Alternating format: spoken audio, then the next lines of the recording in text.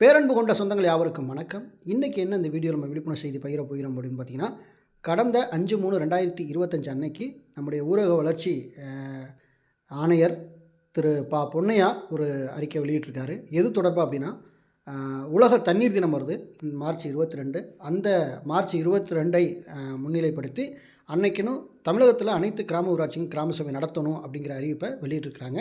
ஒரு 5 விதமான கூட்டப்பொருளும் கூட அஜெண்டாவும் கூட வெளியிட்டிருக்கிறாங்க. இது தொடர்பான முழு தகவலையும் தான் இன்றைக்கி நம்ம இந்த வீடியோவில் பார்க்க போகிறோம்.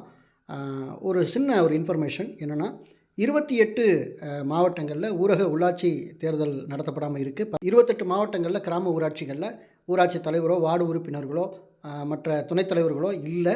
ஸோ அப்படிப்பட்ட சூழ்நிலையில் இது 2வது கூட்டம், கிராம சபை கூட்டம். ஃபஸ்ட்டு ஜனவரி 26 நடந்துச்சு. அதுக்கப்புறம் இப்போ மார்ச் 22 உலக தண்ணீர் தினத்தை முன்னிட்டு 2வது கூட்டம் நடக்க இருக்குது. இதுக்கு பார்த்திங்கன்னா தனி அலுவலருடைய கட்டுப்பாட்டில் இந்த கிராம ஊராட்சி கிராம சபை கூட்டம் நடைபெறும். ஆகவே தன்னார்வலர்கள், பல அமைப்பை சார்ந்தவர்கள், இளைஞர்கள், பொறுப்புணர்ச்சி உடைய மக்கள் அனைவரும் இந்த கிராம சபை கூட்டத்தில் நீங்கள் கலந்துக்கணும் அப்படிங்கிறத ஃபஸ்ட்டே உங்கள்கிட்ட ஒரு வேண்டுகோளாக வைக்கிறேன். பாக்கி இருக்கக்கூடிய மாவட்டங்களில் பொறுப்பில் இருக்கக்கூடிய ஊராட்சி தலைவர்கள், துணைத் தலைவர்கள் எல்லாருமே இருக்கிறாங்க.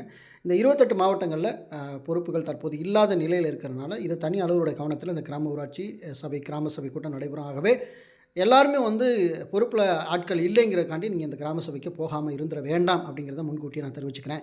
இப்போ தான் நம்ம சேனலில் மொதல் பார்க்குறீங்கன்னா மறக்காமல் சப்ஸ்கிரைப் பண்ணி சப்போர்ட் பண்ணுங்கள். இது மட்டும் தகவல் தொடர்ந்து வரணும் அப்படின்னு வச்சிங்கன்னா பெல்லைக்கான கிளிக் பண்ணி வச்சுங்க. அப்போ தான் நோட்டிஃபிகேஷன் தகவல் வந்து சேரும். சரி, வாங்க வீடியோக்களை போகலாம்.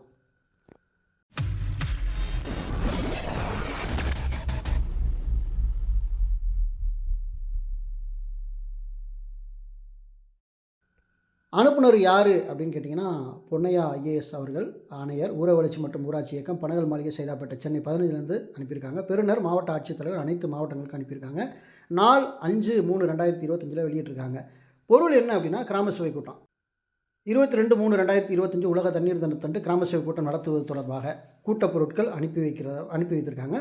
பார்வையில் ஒரு 4 அரசாணை மேற்கோள் கட்டியிருக்காங்க. ஒன்று பார்த்திங்கன்னா, ஊரக வளர்ச்சித்துறை வெளியிட்ட அரசாணை 245, 130, 65, அதுக்கப்புறம் பார்த்திங்கன்னா 86 ஆகிய 4 அரசாணை மேற்கோள் காட்டி தான் இந்த அறிவிப்பு வெளியிட்டிருக்காங்க. பார்வை 3இல் குறிப்பிட்ட அரசாணைப்படி உலக தண்ணீர் தினமான 22/3/2025 அன்று அனைத்து கிராம ஊராட்சிகளும் கிராம சபை கூட்டம் நடத்தப்பட வேண்டும். பார்வை 2இல் காணும் அரசாணையில் குறிப்பிட்டுள்ளவாறு குறைவன் வரம்பின்படி உறுப்பினர்கள் வருகை இருப்பதை உறுதி செய்திட வேண்டும்.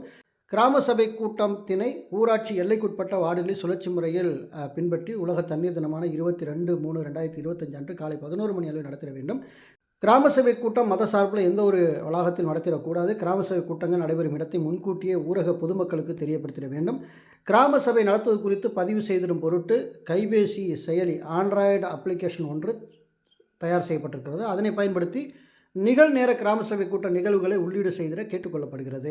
மேலும் 22/3/2025 அன்று நடைபெறவுள்ள கிராம சபை கூட்டம் அனைத்து கிராம ஊராட்சியும் நடைபெற உரிய நடவடிக்கை எடுத்திடவும் மற்றும் கூட்டம் தொடர்பான அறிக்கையினை வையகத்திற்கு 22/3/2025 அனுப்பி வைக்கவும் கேட்டுக்கொள்ளப்படுகிறது அப்படின்னு சொல்லிட்டு இதோட இணைத்து கிராம சபை கூட்டப்பொருள் அனுப்பியிருக்காங்க. ஊரக வளர்ச்சித்துறை ஆணையர் பொன்னையா அவர்கள் இந்த அறிவிப்பை வெளியிட்டிருக்கிறாங்க. உலக தண்ணீர் தினத்தன்று 22/3/2025 நடைபெறவுள்ள கிராம சபை கூட்டத்திற்கு எடுத்துக்கொள்ளப்பட வேண்டிய பொருட்களுடைய விவரம். பொருள் 1, உலக தண்ணீர் தினத்தின் கருப்பொருளினை பற்றிய விவாதித்தல். நீரின்றி அமையாது உலகெனில் என்கின்ற இந்த உன்னத வரிகளுக்கு ஏற்ப தண்ணீரே அனைத்து உயிர்களுக்கும் ஆதாரமாக இருக்கிறது. மேலும் தண்ணீர் விலை மதிப்பில்லா ஒரு பொருளாகவும் உள்ள நிலையில் நீடித்து நிலைத்த பல்லாண்டுகளுக்கு பயன்படுத்திடும் வகையில் அதனை போற்றி பாதுகாத்திட வேண்டிய தருணத்தில் நாம் அனைவரும் இருக்கின்றோம். ஐக்கிய நாடுகள் சபை 2025ஆம் ஆண்டிற்கான உலக தண்ணீர் தினத்தை பனிப்பாறை பாதுகாப்பு என்கின்ற சிறப்பு கருப்பொருளினையொட்டி கொண்டாடவிருக்கிறது.